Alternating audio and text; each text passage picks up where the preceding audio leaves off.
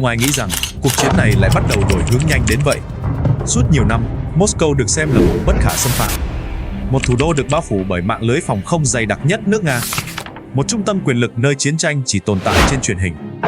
Nhưng rồi, những tiếng nổ đầu tiên xuất hiện giữa màn đêm, không còn ở Donetsk, không còn ở Kharkiv, mà ở ngay gần trái tim của nước Nga. Và điều khiến nhiều chuyên gia an ninh giật mình không chỉ là quy mô cuộc tấn công, mà là việc nó đã xảy ra được.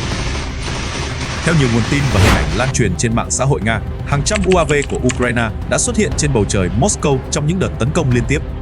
Các mục tiêu bị nhắm tới không phải ngẫu nhiên: trạm nhiên liệu, nhà máy lọc dầu, các cơ sở hậu cần, và đặc biệt, những khu vực có ý nghĩa chiến lược biểu tượng. Nó không còn là một vụ tập kích đơn lẻ. Nó giống một thông điệp lạnh lùng rằng không nơi nào còn hoàn toàn an toàn.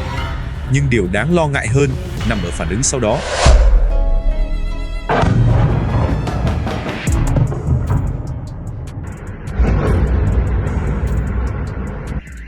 Lần đầu tiên tôi trải qua loại sợ hãi này. Chúng tôi đang đi đến chiếc xe và biến khỏi đây. Tôi hy vọng nó không xảy ra một lần nữa. Trong ngắn hạn tôi nhận ra rằng thật tuyệt làm sao để sống sau tất cả. Và mọi thứ và không có gì đe dọa bạn. Tôi không biết làm thế nào để phản ứng với điều này. Tôi không nghĩ rằng chiến tranh sẽ ảnh hưởng đến chúng tôi như thế này. Ôi mẹ! Lần này nổ tung ở đâu? Bạn bè ở đây từ 4 giờ rồi. Trong bãi đậu xe chúng tôi. Cuộc tấn công bằng máy bay không người lái lớn vào Himki. Chết tiệt. Đây là cách tôi sống. Video từ nhiều khu dân cư tại Moscow cho thấy cảnh người dân hoảng loạn giữa đêm. Tiếng còi hú, ánh chớp phòng không, những tiếng nổ vọng qua các dãy nhà cao tầng. Có người run giọng khi quay video. Có người nói họ không ngủ suốt đêm. Có người bắt đầu hỏi chuyện gì đang thực sự xảy ra. Và đó chính là thứ nguy hiểm nhất đối với Điện Kremlin. Không phải riêng UAV, mà là sự thay đổi tâm lý. Bởi suốt nhiều năm, một thỏa thuận ngầm đã tồn tại giữa Putin và phần lớn người dân Nga. Các bạn không can dự chính trị, đổi lại, cuộc sống sẽ ổn định. Chiến tranh sẽ ở rất xa. Kinh tế có thể khó khăn, nhưng Moscow vẫn phải bình yên. Đó là nền móng tâm lý của toàn bộ hệ thống. Và giờ đây, nền móng đó bắt đầu rung chuyển. Ít ai chú ý rằng trong các đoạn video lan truyền, điều nổi bật nhất không phải là thiệt hại vật chất, mà là cảm giác sốc, một kiểu sốc mang tính nhận thức. Bởi nhiều người Nga lần đầu tiên cảm nhận được thứ mà người Ukraine đã sống cùng suốt nhiều năm, sự bất an kéo dài. Tiếng động bất ngờ giữa đêm, nỗi lo rằng bất cứ điều gì cũng có thể xảy ra vào sáng hôm sau. Điều nguy hiểm nằm ở chỗ, một khi cảm giác an toàn sụp đổ, rất khó để xây dựng lại. Đặc biệt trong một xã hội vốn được duy trì bằng hình ảnh ổn định tuyệt đối. Nhưng mọi chuyện chưa dừng lại ở đó. Các đợt UAV không chỉ gây áp lực tâm lý, chúng còn phơi bày một vấn đề nhạy cảm hơn nhiều. Hệ thống phòng không Nga. Trong nhiều năm, Moscow được quảng bá là một trong những thủ đô được bảo vệ nghiêm ngặt nhất thế giới. Các tổ hợp Panzer, S-400 radar cảnh giới nhiều tầng. Mọi thứ được xây dựng để tạo cảm giác rằng bầu trời Moscow là bất khả xâm phạm. Thế nhưng, drone Ukraine vẫn lọt vào. Không chỉ một chiếc, mà là hàng loạt. Một số đoạn video thậm chí cho thấy UAV bay khá thấp giữa khu dân cư trước khi bị đánh chặn. Và điều khiến giới phân tích quân sự bắt đầu đặt câu hỏi là nếu UAV có thể xuyên qua mạng lưới này, thì còn điều gì khác có thể xảy ra trong tương lai? Đó là câu hỏi rất nhạy cảm. Bởi trong chiến tranh hiện đại, sức mạnh không chỉ nằm ở hỏa lực, mà còn nằm ở nhận thức. Khi người dân bắt đầu nghi ngờ khả năng bảo vệ của nhà nước, hiệu ứng tâm lý có thể lan nhanh hơn cả thiệt hại quân sự. Đặc biệt trong thời đại mạng xã hội, mỗi video cháy nổ, mỗi tiếng la hét, mỗi khoảnh khắc hỗn loạn đều trở thành một đòn đánh vào hình ảnh quyền lực. Và có một chi tiết cực kỳ bất thường mà nhiều người chưa để ý. Trong lúc các vụ nổ diễn ra, một số hệ thống phòng không Nga bị cho là đã bắn chệch hướng vào khu dân cư khi cố gắng đánh chặn UAV. Điều đó tạo ra một nghịch lý nguy hiểm. Người dân không còn biết mối đe dọa đến từ đâu. Từ drone Ukraine, hay từ chính hệ thống phòng thủ đang bảo vệ họ. Đó là kiểu hỗn loạn tâm lý mà bất kỳ chính quyền nào cũng muốn tránh bằng mọi giá. Bởi khi niềm tin bắt đầu rạn nứt, nó hiếm khi dừng lại ở một vấn đề duy nhất. Và rồi, một câu hỏi lớn hơn bắt đầu xuất hiện. Nếu chiến tranh đã chạm tới Moscow, liệu nó có đang bước sang một giai đoạn hoàn toàn khác? Bởi phía sau, các cuộc tấn công này không chỉ là yếu tố quân sự, mà là sự đảo chiều mang tính biểu tượng. Trong giai đoạn đầu chiến tranh, nhiều người từng tin Ukraine sẽ nhanh chóng sụp đổ. Nhiều nhà bình luận phương Tây khi đó còn cho rằng Kyiv khó có thể trụ vững. Nhưng giờ đây, cục diện đã thay đổi đến mức chính Moscow bắt đầu cảm nhận áp lực. Một cú xoay trục chiến lược mà cách đây vài năm gần như không ai tưởng tượng nổi. Và điều khiến nhiều nước theo dõi sát sao nhất là Ukraine dường như không còn chỉ muốn phòng thủ. Бажаю здоров'я, шановні українці і українки. Перш за все, наша влучність, наші далекобійні санкції проти Росії за цю війну. Họ đang cố thay đổi tâm lý cuộc chiến, đưa chiến tranh trở lại nơi mà trước đây người dân tin rằng sẽ không bao giờ bị chạm tới. Đó là một đòn đánh cực kỳ phức tạp, không chỉ nhằm vào cơ sở hạ tầng, mà nhằm vào cảm giác an toàn của xã hội Nga. Và trong các cuộc xung đột kéo dài, đôi khi tâm lý còn nguy hiểm hơn bom đạn. Nhưng đây mới chỉ là lớp đầu tiên của vấn đề. Bởi trong khi các tiếng nổ bắt đầu xuất hiện trên bầu trời Moscow, một cuộc khủng hoảng khác đang âm thầm lan rộng bên dưới bề mặt nước Nga.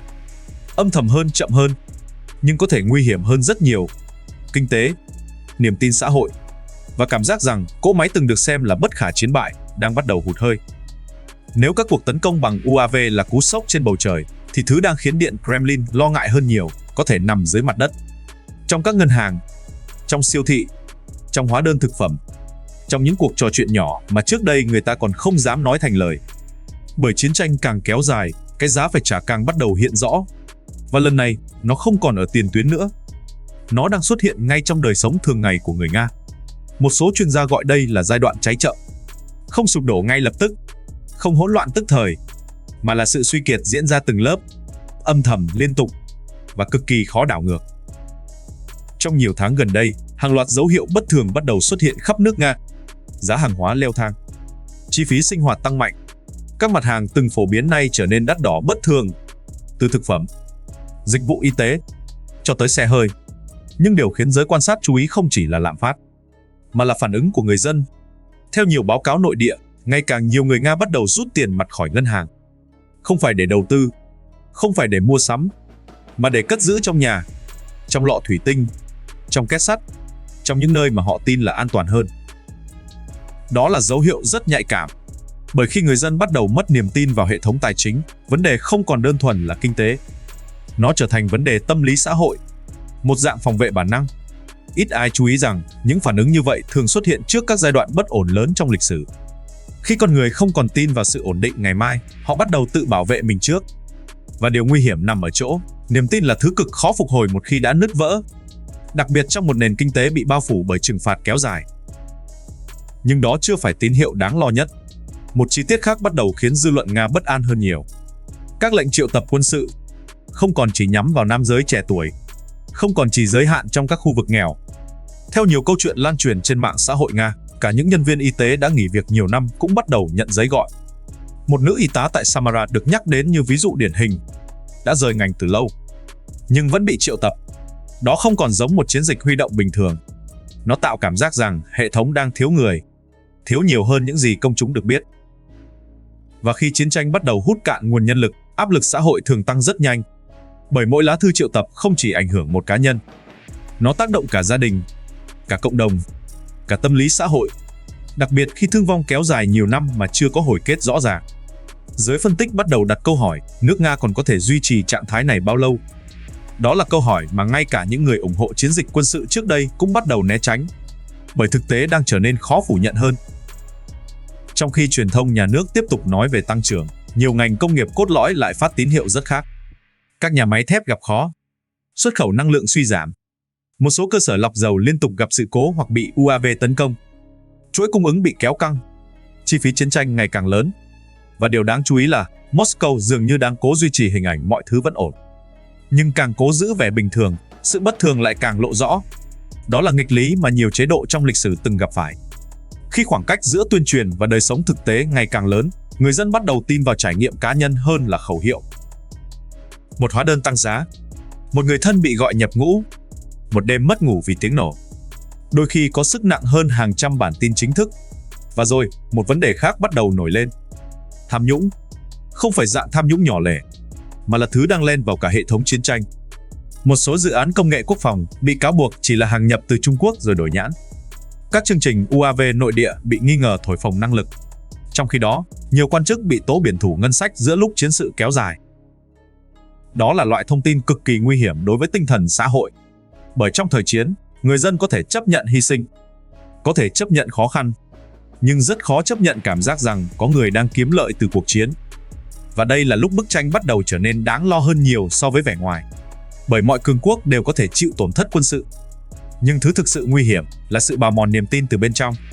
Một quá trình âm thầm, không tạo tiếng nổ lớn ngay lập tức, nhưng từng bước làm suy yếu nền móng xã hội. Điều khiến nhiều chuyên gia địa chính trị theo dõi sát sao là liệu Nga đang bước vào giai đoạn mà áp lực nội bộ trở nên nguy hiểm hơn áp lực từ bên ngoài. Bởi lịch sử cho thấy, nhiều biến động lớn không bắt đầu bằng thất bại quân sự trực diện, mà bắt đầu khi xã hội không còn tin rằng mọi hy sinh hiện tại sẽ dẫn tới một tương lai tốt hơn. Và đó chính là điểm nhạy cảm nhất lúc này. Khi chiến tranh kéo dài quá lâu, mọi câu hỏi đều bắt đầu quay trở lại trung tâm quyền lực. Liệu cái giá này có đáng không? Liệu mọi thứ có đang đi đúng hướng? Và quan trọng hơn, ai sẽ chịu trách nhiệm nếu tình hình tiếp tục xấu đi? Nhưng có lẽ điều đáng sợ nhất với Điện Kremlin là những câu hỏi đó giờ đây không còn chỉ xuất hiện ở nước ngoài. Chúng đang bắt đầu xuất hiện ngay bên trong nước Nga. Và khi một xã hội bắt đầu nghi ngờ tương lai của chính mình, đó thường là thời điểm mà mọi kịch bản khó lường nhất bắt đầu mở ra. Trong nhiều năm, sức mạnh lớn nhất của Putin không chỉ là quân đội, không chỉ là dầu mỏ, cũng không chỉ là quyền lực chính trị, mà là cảm giác kiểm soát. Cảm giác rằng dù thế giới bên ngoài hỗn loạn thế nào, nước Nga vẫn đứng vững, ổn định, kiểm soát được tình hình. Và quan trọng nhất, người dân vẫn tin rằng nhà nước đủ mạnh để bảo vệ họ khỏi sự hỗn loạn của thế giới. Nhưng chiến tranh kéo dài luôn có một đặc điểm nguy hiểm. Nó bắt đầu thay đổi tâm lý xã hội theo cách rất chậm, cho đến khi một ngày mọi thứ đột nhiên khác hẳn. Và có dấu hiệu cho thấy nước Nga có thể đang tiến gần thời điểm đó. Không phải bằng một cuộc nổi dậy ngay lập tức, không phải bằng một cú sụp đổ đột ngột, mà bằng sự tích tụ của hàng loạt áp lực nhỏ. Tiếng nổ trên bầu trời Moscow, lạm phát, thiếu nhân lực, sự mệt mỏi kéo dài, niềm tin lung lay, từng thứ một, như những vết nứt xuất hiện trên một bức tường tưởng như bất khả phá vỡ. Điều khiến nhiều chuyên gia phương Tây chú ý là các chế độ quyền lực tập trung thường rất mạnh cho đến khi chúng bắt đầu suy yếu. Nhưng một khi đà suy yếu xuất hiện, nó có thể lan nhanh hơn nhiều người tưởng. Đặc biệt khi xã hội bắt đầu mất niềm tin vào hình ảnh bất bại. Và đây chính là điểm nhạy cảm nhất của mọi cuộc chiến kéo dài. Không ai biết chính xác khoảnh khắc nào tâm lý xã hội sẽ thay đổi. Nhưng lịch sử cho thấy, nó thường bắt đầu khi chiến tranh chạm vào đời sống thường dân. Không còn là những bản đồ mặt trận xa xôi, không còn là các tuyên bố chiến thắng trên truyền hình, mà là khi người dân bắt đầu cảm thấy chiến tranh đang bước vào nhà mình. Đó là lý do các cuộc tấn công bằng UAV vào Moscow mang ý nghĩa lớn hơn rất nhiều so với thiệt hại vật chất. Chúng phá vỡ khoảng cách tâm lý, phá vỡ cảm giác cuộc chiến ở rất xa. Và một khi ranh giới đó biến mất, mọi thứ đều thay đổi. Bởi chiến tranh hiện đại không chỉ là cuộc đấu về lãnh thổ, nó là cuộc chiến về sức chịu đựng, về niềm tin, về khả năng duy trì tâm lý ổn định lâu dài. Ukraine hiểu điều đó. Nga cũng hiểu điều đó. Và vì thế, trận chiến thật sự có thể không chỉ nằm ở tiền tuyến, mà nằm trong chính trạng thái tinh thần của xã hội hai bên. Ít ai để ý rằng, trong những phát biểu gần đây của nhiều quan chức Nga, giọng điệu bắt đầu thay đổi. Ít khẳng định tuyệt đối hơn, nhiều cảnh báo hơn, nhiều lời kêu gọi kiên nhẫn hơn. Đó là tín hiệu rất đáng chú ý, bởi các chính quyền thường chỉ bắt đầu chuẩn bị tâm lý xã hội khi họ cảm nhận áp lực đang tăng lên. Và điều nguy hiểm nằm ở chỗ, áp lực đó dường như đang đến từ nhiều hướng cùng lúc. Kinh tế, quân sự, tâm lý, ngoại giao, trừng phạt. Tất cả đang dần hội tụ thành một cơn địa chấn chiến lược. Một cuộc bào mòn kéo dài, không tạo ra cú sập tức thời, nhưng khiến hệ thống phải tiêu hao năng lượng liên tục chỉ để duy trì trạng thái ổn định. Trong địa chính trị, đó là tình huống cực kỳ nguy hiểm. Bởi đôi khi một cường quốc không sụp đổ vì một đòn đánh duy nhất, mà vì bị kéo vào một cuộc chiến tiêu hao quá lâu. Và nhiều nhà quan sát bắt đầu nhìn thấy một nghịch lý lớn. Nga từng kỳ vọng Ukraine sẽ kiệt sức trước. Nhưng giờ đây, chính Moscow lại bắt đầu đối mặt với áp lực tâm lý ngày càng rõ rệt. Đó là cú xoay chiều mà ít ai nghĩ sẽ xảy ra vào những tháng đầu chiến tranh. Và có lẽ điều khiến Điện Kremlin lo ngại nhất không phải là các đợt UAV hôm nay, mà là khả năng những đợt tiếp theo sẽ còn lớn hơn, chính xác hơn, táo bạo hơn. Bởi mỗi lần hệ thống phòng không bị xuyên thủng, hình ảnh bất khả xâm phạm lại suy yếu thêm một chút. Mỗi lần người dân mất ngủ vì còi báo động, chiến tranh lại tiến gần hơn vào đời sống thường nhật. Và mỗi lần niềm tin bị bào mòn, khả năng kiểm soát xã hội lại trở nên mong manh hơn. Đó là hiệu ứng dây chuyền rất khó ngăn chặn. Nhưng câu chuyện chưa dừng ở Nga, bởi cả thế giới đang theo dõi sát sao diễn biến này. Washington, Bruxelles, Bắc Kinh, NATO. Tất cả đều hiểu rằng nếu chiến tranh bước sang giai đoạn tấn công sâu vào lãnh thổ Nga thường xuyên hơn, cán cân tâm lý toàn cầu sẽ thay đổi. nguy cơ leo thang cũng sẽ tăng lên. Và đây mới là điều khiến nhiều nước lo ngại nhất. Không ai biết giới hạn thực sự của cuộc đối đầu này nằm ở đâu. Không ai chắc đâu sẽ là lằn ranh đỏ cuối cùng. Trong khi cả hai bên đều đang chịu áp lực phải chứng minh rằng mình không được phép yếu thế. Đó là kiểu thế cân bằng cực kỳ mong manh, nơi mỗi động thái đều có thể tạo ra phản ứng dây chuyền. Mỗi đòn đáp trả đều có thể mở ra một cấp độ căng thẳng mới. Và lịch sử từng cho thấy, nhiều cuộc khủng hoảng lớn nhất thế giới bắt đầu chính xác theo cách như vậy.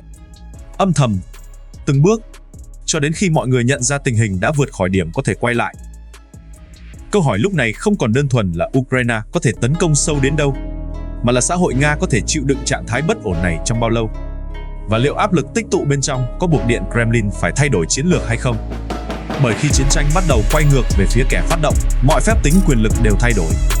Nếu tình hình tiếp tục leo thang, thế giới có thể đang tiến gần hơn tới một giai đoạn đối đầu nguy hiểm hơn nhiều so với những gì đã diễn ra trong các năm đầu chiến sự. Và câu hỏi lớn nhất bây giờ là ai sẽ là bên đi nước cờ tiếp theo? Quý vị nhận định thế nào về diễn biến này? Hãy để lại ý kiến dưới phần bình luận.